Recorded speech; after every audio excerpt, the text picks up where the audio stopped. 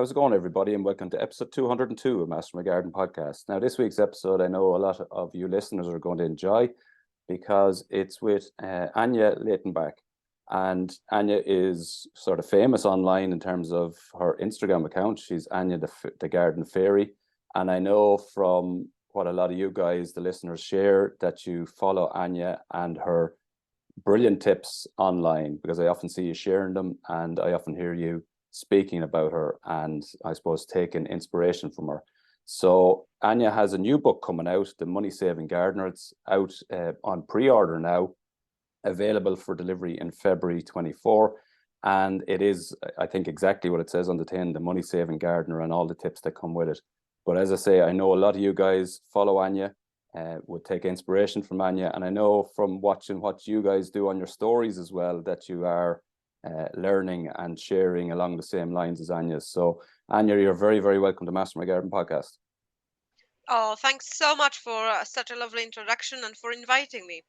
Well, as I said, a lot of my listeners share your content, and I suppose that's where I would have originally come across you. And like you're a pretty big deal on Instagram. You have almost I think 450,000 followers, and I suppose your videos and your content on Instagram particularly it's so easy to follow. A lot of how-tos in there, and a lot of money saving advice for people in terms of gardening. And now this book, I suppose, is sort of a follow on from that. So congratulations on all of that, firstly. And I know a lot of the listeners are huge fans. So maybe before we sort of get to the book and your Instagram, tell us a little bit about your history in gardening. And I saw on your Instagram profile, it says powered by ADHD, which is an interesting thing as well. So maybe tell us all about that and the origins of your gardening journey. Oh, thanks so much. Well, so I am not a professional a gardener. I am only a self-taught. Gardening has been my passion. Initially, it started as a child. I'm originally from Poland, and I was growing up surrounded by people passionate about nature, passionate about gardening. But gardening was a way of survival, really. We had to grow to survive. Mhm. So I was exposed to it, I guess, in a way. And what I didn't realize that over the years, when I was growing up, my brain just recorded things without knowing.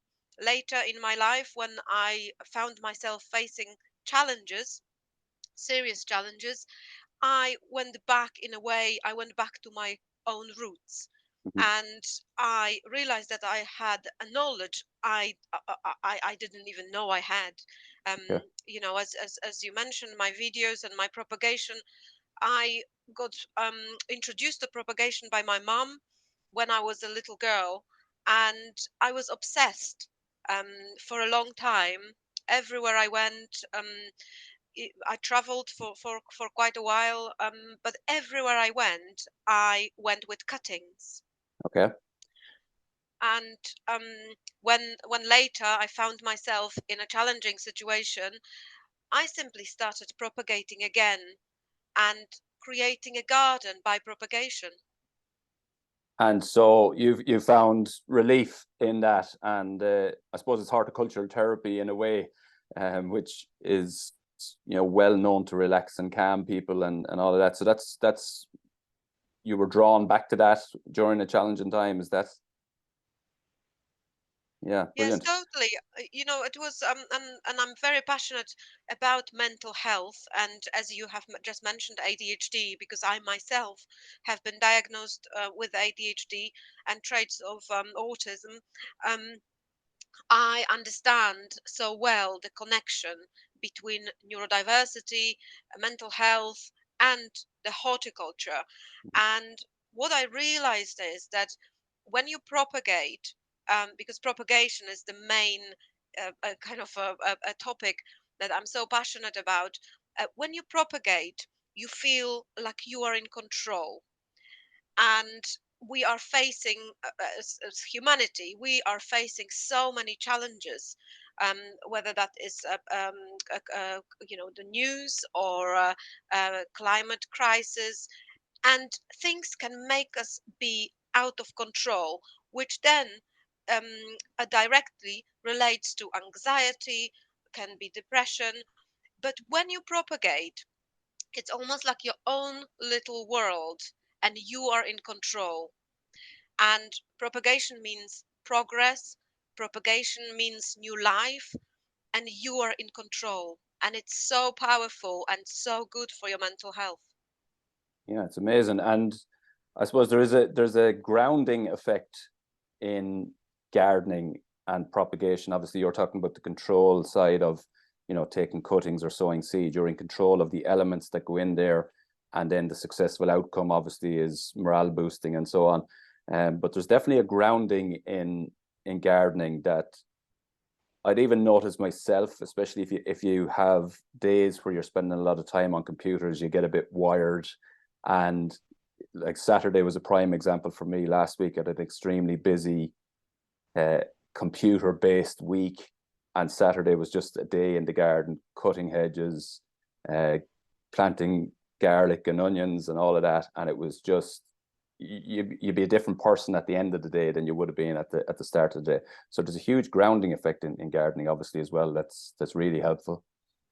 Yes, totally. I mean, when we go on holidays, and when we come back, it's usually, when we go abroad and it's nice and warm and sunny, and then you come back and it's dark.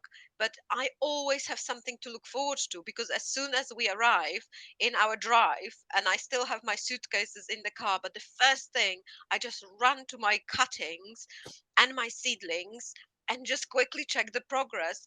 And it's just something you can always dip in and out. Yeah. So online now, the Anya the Garden Fairy is, it's, as I say, a huge channel on Instagram, and it's a lot about propagating plants, and we're going to get into all of that. But you mentioned that the origins of it were back in Poland, where you were grown out of necessity, or the families were grown out of necessity. So do you still grow food for yourself, or is it more on the ornamental side now, or completely on the ornamental side? No, I'm totally self-sufficient when it comes to veg.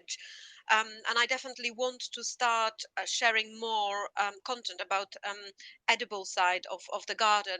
I'm totally self-sufficient. Um, I keep bees, I've got my chickens, and a large vegetable plot. Okay. And when you say totally self-sufficient, are you growing 100% of your vegetables over the course of a year now, or Actually, I should correct it. Totally self-sufficient in the summertime.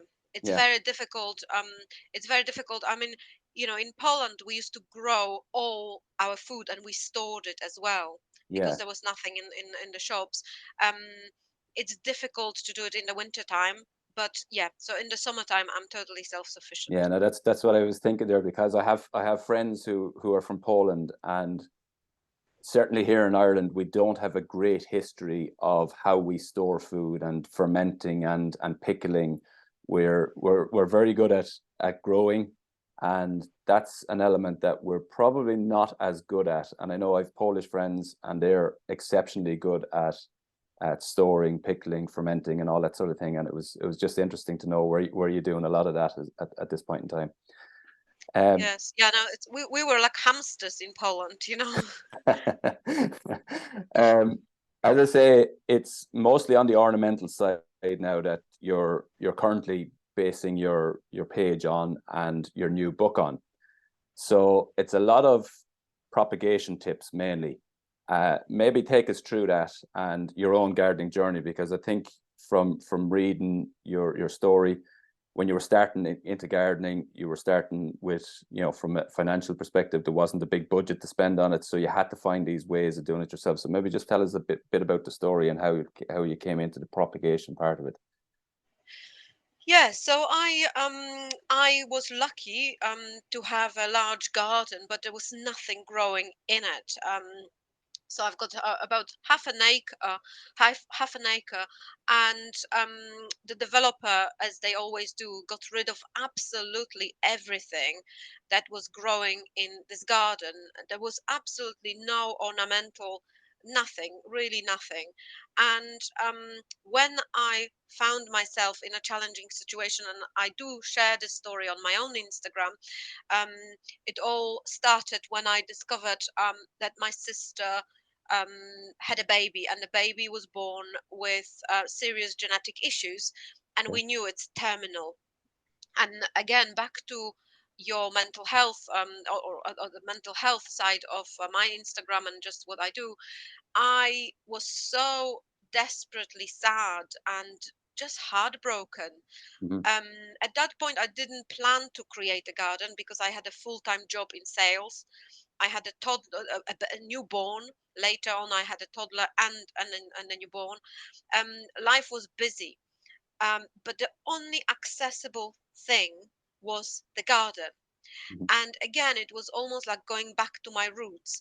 I have not planned to become a gardener or to create a garden and take it to the level I have taken it to, but things just happened and evolved. And I always say that I turned every bad news from home into another herbaceous border. And I was turning bad news into more cuttings, more lavender hedges. And only 4 years later, I realized that I have created a garden. I was frantically propagating, planting, always gardening without gloves on. It was extremely positive, and it was like a release of, it was just truly amazing. That feeling after every session, I would put my, baby, I had a baby, a newborn, always put him in a little swing next to me and just gardening. And what I realized after 4 years, I've all those the 4 years, I haven't even realized that I have created a garden. I was so desperately sad for my sister, who in the meantime lost two boys, and my boys were thriving.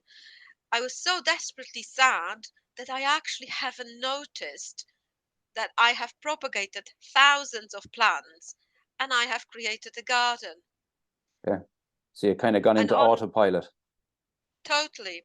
And it was one picture that I have. I love photography, so I was always taking pictures. My mother-in-law told me to get into gardening as well, and I always shared the progress. But I wasn't even aware, I couldn't see the bigger picture. I was just focused on those cuttings and just surviving, Hmm. just another day to survive, to stay strong for my own family, for my own boys. But because I wanted to support my sister, I was always in touch with her, so I would know what is happening. And the happenings were just devastating and heartbreaking. And the propagation kept me going. So I started, my mother-in-law used to say, just put it in the ground, just put it in the ground.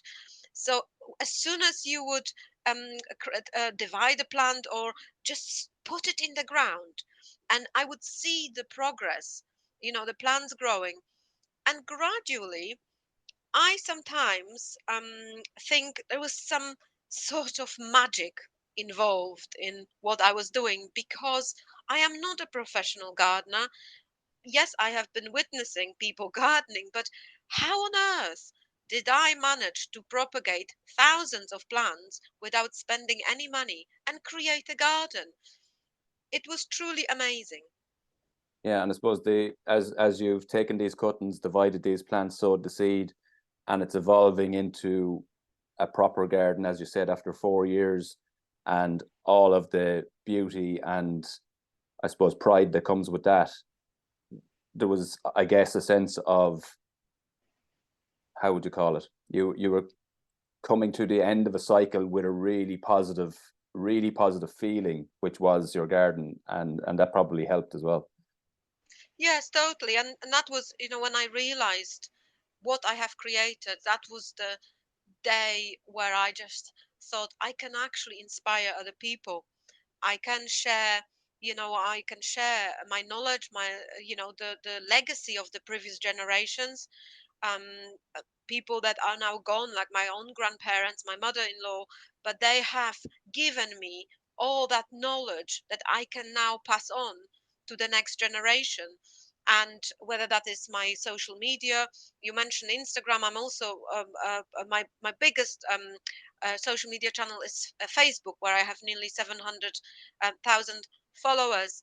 And sharing this experience and sharing my knowledge is so rewarding, because there are so many stories where people come, and I do read quite a lot of it, because it's so positive how something so sad got turned into so much positivity.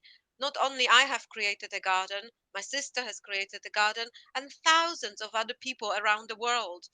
And now the book will be just a continuity, the extension of that positivity. Yeah, it's brilliant. I wasn't aware at all of the backstory of how this sort of come along. So that's really interesting, and really inspirational. And I can see now why, as I said at the start, so many of the people that listen to the podcast share your content. So they're obviously deeply connected to it as well. And I'm sure they all know the backstory, but it's really interesting. So well done.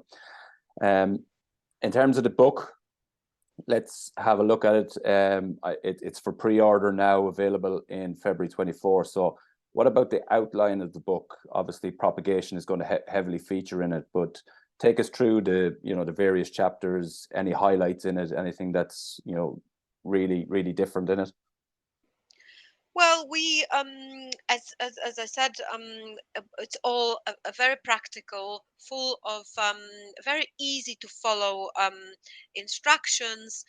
Propagation is obviously a main topic, but there is so much more. We have included very interesting projects, very easy to achieve, and basically showing people how you can create something truly amazing at the fraction of the cost. And you can only achieve it by gardening in harmony with nature. And I give a very useful tips to people, because our gardens can be seen as our own garden centers. There is so much that our gardens produce that can be turned into something useful, and that could be grass cuttings. That can be used as mulch, all the plant support, even molehills.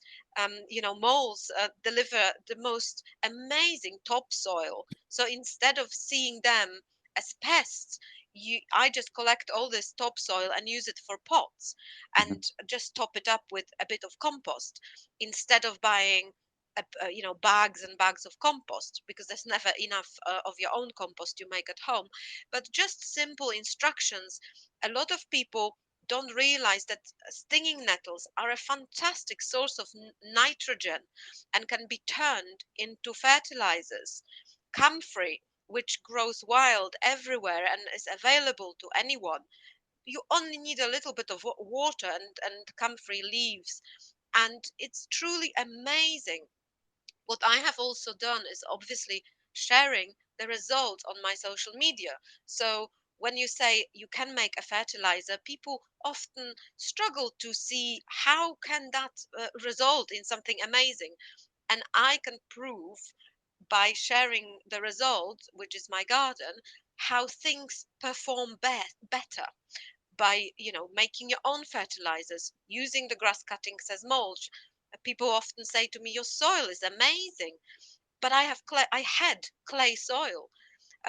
So it's truly it's everything is so accessible, but many people don't realize, even the grass cuttings, they also act as a slug um, protection, because slugs, what I found, and I'm very close to nature. I've got two boys who are obsessed about butterflies and moths. So we often go at night with torches and we watch the garden at night. And what I realized, that the slugs absolutely love grass cuttings. So when I spread the grass cuttings around the plants that the slugs in particular love, such as dahlias or sweet peas, the slugs eat the grass cuttings and not the dahlias. And it's Oh, absolutely amazing. so I use the grass clippings as well on beds here, and it's a phenomenal. It's a really totally underutilized resource that we have in our gardens, because I have turned, there was one area which was really poor yellow clay from a bit of excavation work that was done, and I've turned that into a really good quality garden soil with nothing else, only grass clippings on top, over the period of probably 12 months. But it has transformed it. So it is hugely beneficial, but I haven't, or I hadn't seen that benefit of the slugs. So that's an interesting one. Yes, I mean, I often encourage my followers to take a torch and walk around the garden at night, because they will also see how the earthworms pull the grass cuttings under Yeah, the soil, and they come at night. And when you walk with the torch, they get scared of the light, and they quickly go under the soil, which is quite nice for kids to see. yeah, And as you say, many people don't realize that the grass cuttings are such an amazing source of nitrogen as well. yeah. I've seen that where you go out with the torch and the worms disappear. You can actually see them burrowing back down really quickly. It's an interesting sight, and yeah, Yes. they do sort of bring the grass down into the soil, which is good. Um, in terms of the book, so obviously it's propagation in terms of in harmony with nature, and talking about fertilizers and so on.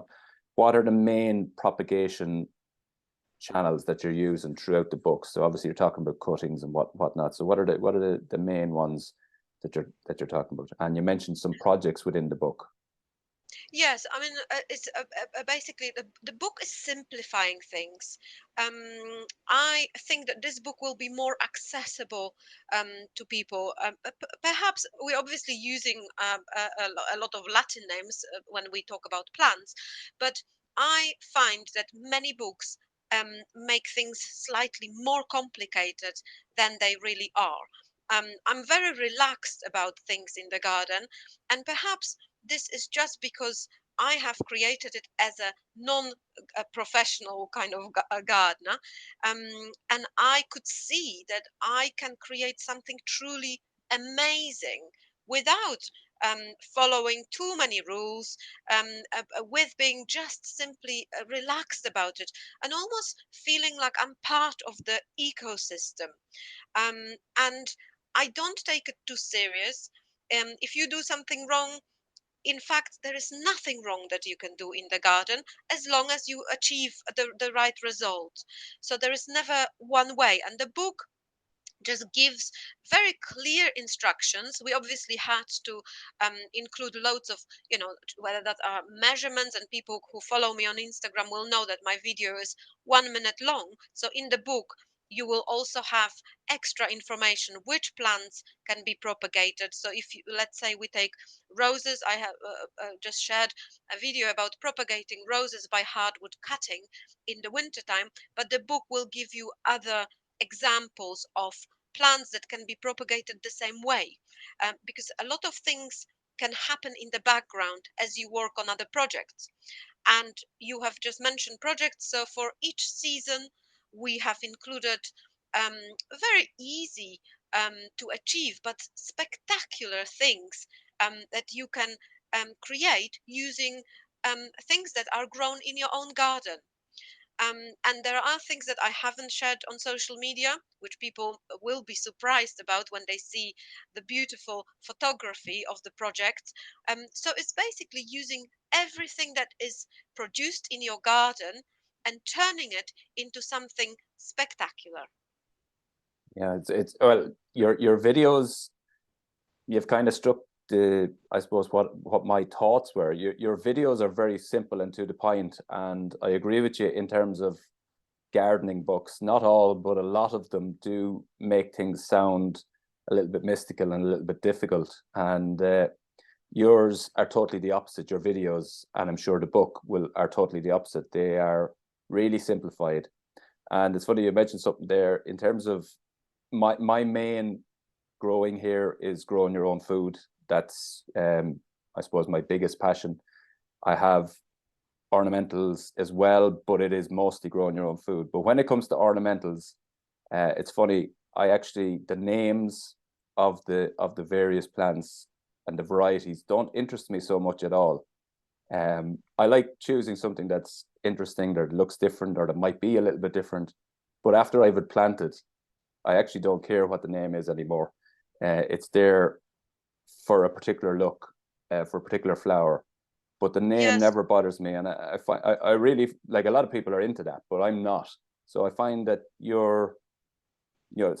that simple approach is what I like personally, and I know a lot of people that listen to the podcast would be similar in their views as well.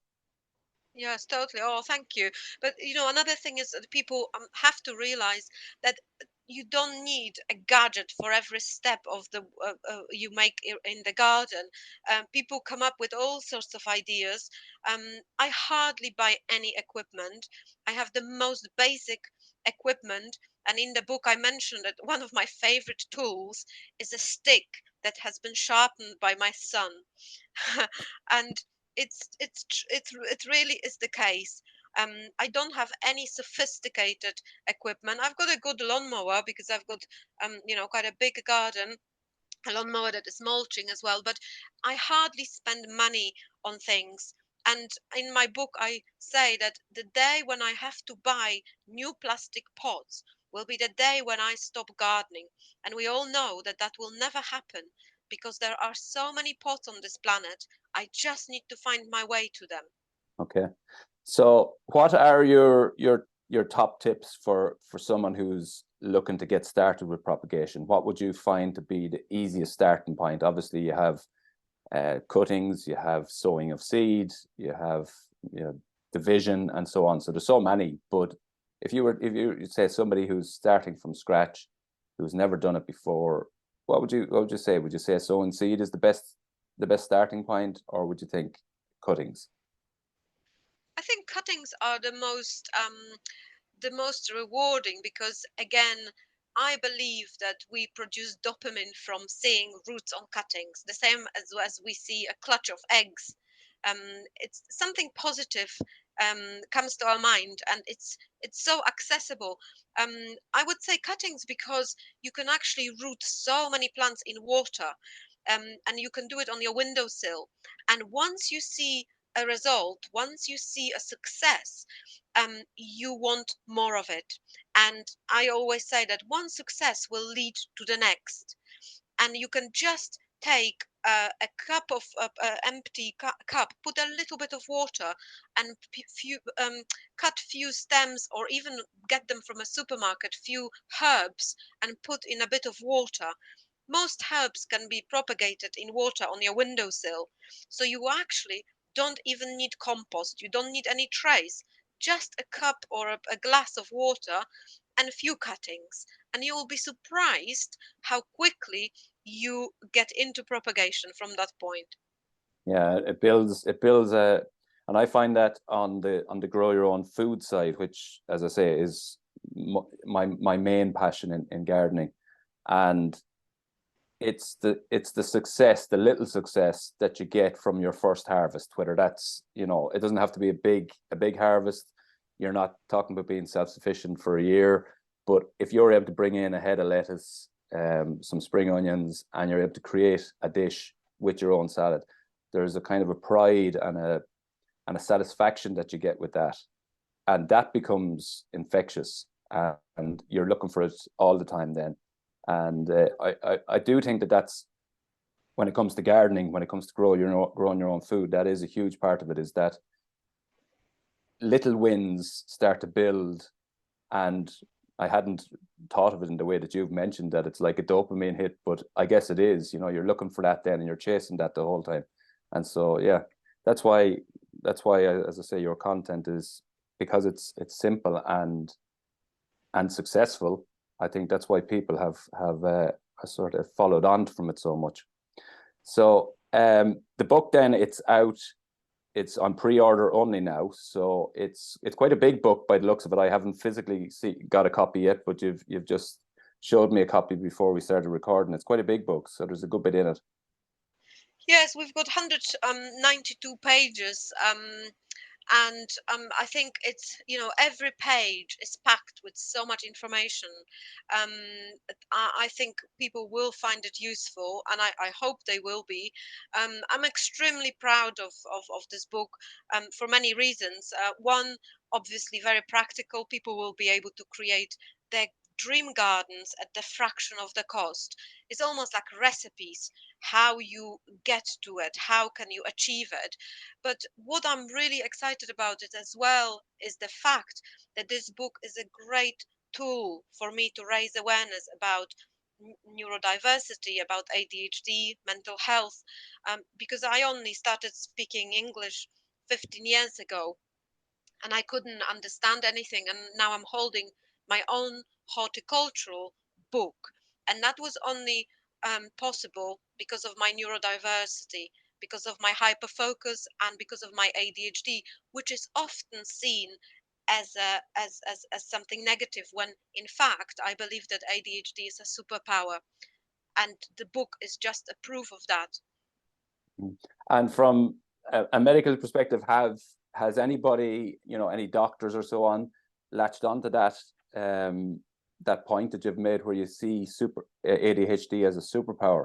Because you're right, there is an element of that being something that can propel you onto great things, just like yourself. But as you say, a lot of the time it's overlooked. But if the right people start to see it in that way, it could be transformational, generally in society. Oh, absolutely. I believe that this book will make a difference. This book will make many people think, not only because of the practical way of it, how you can simplify things. And again, neurodivergent people have a different way of looking at things. And the fact that so many people say to me that I simplify things, that my videos are easy to follow and they are slightly different, just tells me that this is my superpower. And the book will be translated in all languages around the world. So we're launching it first in UK and US, and it will then follow and will be translated in all languages around the world, and will be available all around the world. Yeah, and it's February 24th is when it's available. Yes, the 1st of February is our launching day, but people can pre-order it now. Okay, brilliant. It's been a really interesting chat. I didn't realize the backstory of it. So that has been really interesting and really inspirational, as I said already. What you're doing online and now with the book is definitely helping people in their gardens, which is superb. And as I say, a lot of people who listen to the podcast are following the techniques that you talk about, because they show the pictures of what they're doing, and then they add in the stories and so on, they add your reel or your clip of it, and it's definitely resonating with people. So well done on all of that. Where can people find you? I know there's a website on the way, but maybe not quite ready yet, but obviously you can be found on social media, and tell people where they can find it, and the link for the pre-order link for the book and so on. Yes, so I'm Anya the Garden Fairy on Facebook and Instagram. I'm on all social media channels, but the busiest is the most active is Instagram at Anya the Garden Fairy. And my website is again, we're working on at the moment, is anyalautenbach.com. And the link to the book, I think we can just share in Yeah, our yeah, post. I'll put it in the show notes anyway, for sure. Anya, it's been a really interesting chat. Your work online is inspirational. Your book, I'm really looking forward to getting a copy of it. It sounds like it's going to be really helpful for people. At ground level, very, very simple stuff, and that people will be able to get benefit out of straight away. It's been a really brilliant chat, and thank you very much for coming on Master My Garden podcast. Oh, thank you so much, John. It's been a pleasure. So that's been this week's episode. As I say, really inspirational. I didn't realize the backstory, and that is, you know, that's a brilliant backstory, and it just goes to show that, you know, there's superpowers in everyone. The book is, I'm sure, going to be fantastic. Anya is super on her social channels, and yeah, lots of people are learning, you know, very, very simple techniques of creating beautiful gardens. And so yeah, it's really positive. And great chat. And that's been this week's episode. Thanks for listening. Until the next time, happy gardening.